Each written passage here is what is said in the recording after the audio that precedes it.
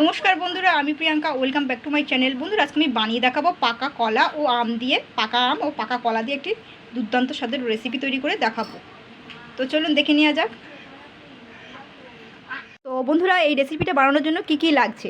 তো এখানে কিন্তু আমি পাকা আম নিয়েছি, দেখতেই পাচ্ছেন পাকা আম দুটো নিয়ে নিয়েছি, মানে একখানেই পাকা আম নিয়েছি, আমি ছাড়িয়ে নিয়েছি। তো এবারে এখান থেকে আমি এই পাল্পগুলো নিয়ে নেবো আমের। আর এখানে পাকা কলা নিয়েছি, আর এখানে ময়দা নিয়েছি এক বাটি, আর এক বাটির কাছাকাছি গুড় নিয়েছি, তবে ময়দার থেকে সামান্য একটু কম গুড় নিয়েছি। তো গরমের দিন বন্ধুরা এইভাবে একটা রেসিপি তৈরি করে খাবেন, হেভি লাগবে। আর এই রেসিপিটা বানানোর জন্য খুব বেশি উপকরণ লাগছে না, পাকা কলা আর পাকা আম দিয়েই করতে পারবেন কামাল। আর এত সুন্দর এই রেসিপিটা হবে। তো এখানে গুড়টা নিয়ে নিলাম, কলাটা নিয়ে নিয়েছি চটকে চটকে, আর এখানে গুড় নিয়ে নিচ্ছি এক বাটি। মিষ্টিটা আপনাদের উপর নির্ভর করবে, এটাতে কিন্তু খুবই মিষ্টি হবে, খেতে কিন্তু দারুণ লাগবে। আর এখানে এক বাটি ময়দাটাও নিয়ে নিচ্ছি। এবার আমি আমটা নিয়ে নেবো। আমি কিন্তু একখানাই পাকা আম নিয়েছি। অনেকের ধারণা যে এখন এই সময়টা, এই গরমকালে এই সময়টা পাকা আম কিন্তু মিষ্টি হয় না, তাও আমি বলে দিলাম। একটু এর মধ্যে একটু টকটক ভাব আছে, যখন রেসিপিটা বানাবো তখন একটু টকটক ভাব থাকবে, খেতেও কিন্তু অসাধারণ লাগবে। তো যাই হোক, এবার এগুলো আমি ছাড়িয়ে নিচ্ছি। এটা কিন্তু টকটক আছে ভাব। এখন এই গরমের সময় তো বৃষ্টি বৃষ্টি হয়নি যেহেতু, এখন কোনো আমই মিষ্টি হবে না, যতই পাকা থাকুক আম। এইগুলো আমি এবার ছাড়িয়ে নেবো।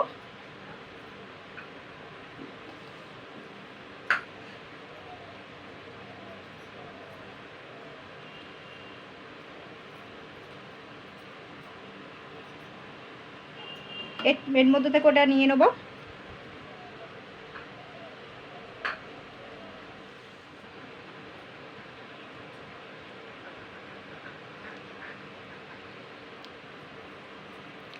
তো বন্ধুরা, এখানে কিন্তু আমি স্বাদ মতো নুন দিচ্ছি। এবার আমি ভালো করে মেখে নেবো। বাটিটা কিন্তু একটু ছোট হয়ে গেছে, একটু বড় বাটিতে নিতে হবে। তো বন্ধুরা, আমি কিন্তু এটা বড় বাটিতে নিয়ে নিয়েছি। এবার আমি সবার প্রথমে চটকে চটকে মেখে নেবো।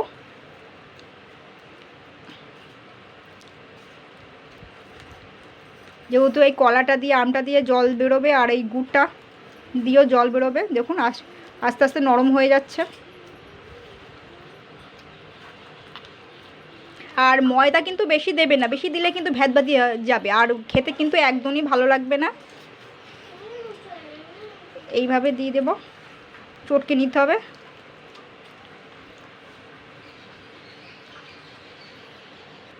তো বন্ধুরা, এতে কিন্তু মেখে নিচ্ছি, তাই এটা অনেকটাই নরম হয়ে গেছে, এতে আরও ময়দা মেশাতে হবে। তো আমি কিছু কিছু উপকরণ মিশিয়ে নিচ্ছি। এখানে 1 চামচ সাদা তিল নিয়েছি, আর কালো জিরে নিয়েছি গোটা কয়েক, এটা দিয়ে দিচ্ছি।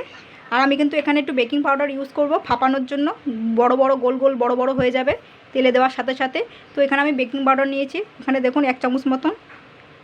এটা দিতে পারেন, নাও দিতে পারেন, তবে দিলে গোল গোল বড় বড় বলের মতন হয়ে যাবে ফুলে। তো এবার আমি এতে একটু, তো আর এখানে কিন্তু আমি হাফ বাটির মতন ময়দা মিশিয়ে নিচ্ছি, যেহেতু অনেকটাই নরম হয়ে গেছিলো দেখুন।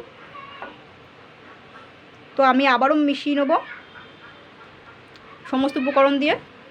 তো বন্ধুরা দেখুন, আমি কিন্তু মেখে নিয়েছি, মাখার পরেও কিন্তু এরকম থেকে রয়েছে। তো এরকমই হবে জিনিসটা, বেশি ময়দা দেবেন না। তো প্রথমে আমি বলেছিলাম বেশি ময়দা দিলে কিন্তু ভালো লাগবে না খেতে। আর আমি এখানে কিন্তু আলতু ফালতু জিনিস দেইনি, গরমের সময় যে খেলেই যে আপনাদের শরীরে বা পেটে অসুবিধা হবে। আর গুড় অবশ্যই মেশাবেন, যেভাবে যা করেছে সেইভাবে তাই করতে হবে, তাহলেই কিন্তু খেতে ভালো লাগবে। আর স্বাস্থ্যকর উপায়েও শরীরের দিক থেকে কোনো অসুবিধা হবে না। তো যাই হোক, তো বন্ধুরা দেখুন কড়াইতে কিন্তু তেল দিয়ে দিয়েছি। তো এবার আমি এখান থেকে অল্প অল্প করে নেবো। তো আপনার চামচও করেও দিতে পারেন, তো আমি হাত দিয়ে দিচ্ছি এভাবে।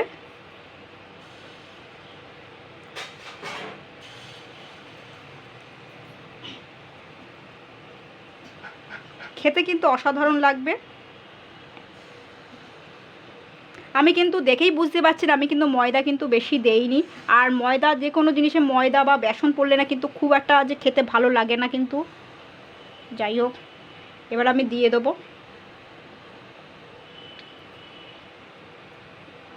এইটা যে যারা খাবেন তা কোনো অসুবিধা হবে না, পেটের দিক থেকে বা শরীরের দিক থেকে কোনো অসুবিধা হবে না, যে বদহজম হবে তাও না, সবাই খেতে পারবে এটা।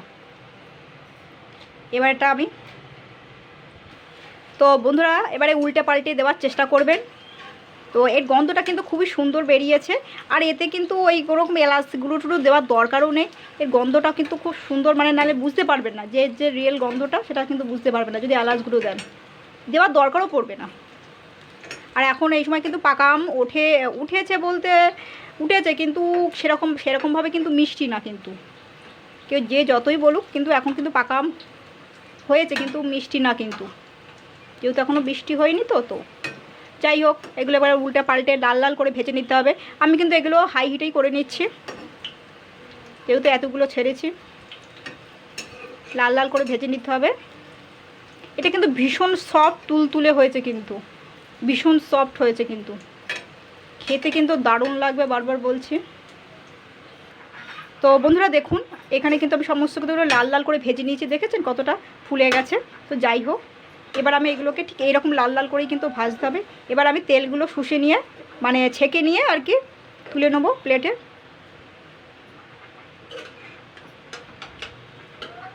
তেলটাকে ভালো করে ছেঁকে নেবেন কিন্তু।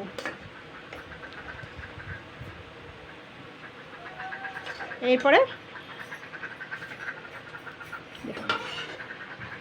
এইভাবে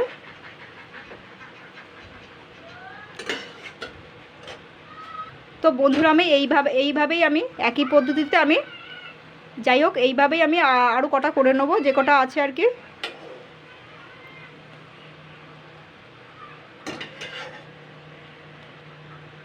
বন্ধুরা দেখুন, সমস্ত পিঠেগুলোই কিন্তু ভাজা হয়ে গেছে। আর এটা কিন্তু অনেকটাই গরম, তা এটা কিন্তু খেতেও কিন্তু অসাধারণ হয়েছে। এই গরম তো ওই জন্য হাত দেওয়া যাচ্ছে, এটা নরম হয়েছে কিন্তু ভীষণই মজার হয়েছে কিন্তু। তো এইভাবে বন্ধুরা ট্রাই করবেন।